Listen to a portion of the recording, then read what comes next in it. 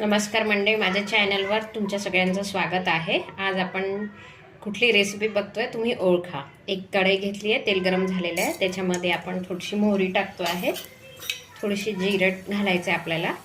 छान मोहरी जिरं तडतडलेलं आहे, त्यामध्ये थोडासा कढीपत्ता घालणार आहोत आपण,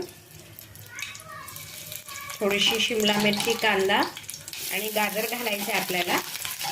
आणि या भाज्यांना आपल्याला थोडंसं शिजवून घ्यायचं आहे। थोडंसं हिंग घालायचं आहे आपल्याला। भाज्या छान तेलावर परतून झालेले आहे। आता त्यामध्ये आपण शेवया घालणार आहोत। तर मंडळी, तुम्ही ओळखलंच असेल आज आपण काय बनवणार आहोत, शेवयांचं। तर आपण फोडणीचे शेवया बनवणार आहोत।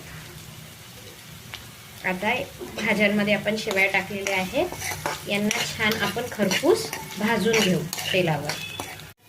तुम्ही बघू शकता शेवया छान भाजून झालेल्या आहेत तेलामध्ये। त्याच्यामध्ये आपण हळद टाकायची आपल्याला, चवीनुसार तिखट, तुम्हाला जसं आवडतं स्पायसी हवे असेल तर तुम्ही तुमच्या पद्धतीने हळद टाकू शकता। त्याच्यानंतर चवीपुरतं मीठ टाकूया आपण। पुन्हा एकदा आपल्याला छान परतून घ्यायचं आहे।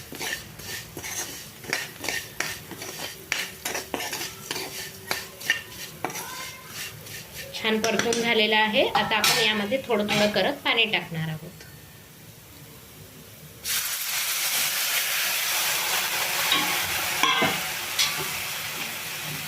तुम्हाला मोकळ्या पाहिजे की आसट पाहिजे आहे तशी पाण्याची तुम्ही कन्सिस्टन्सी ठेवू शकता त्यानुसार।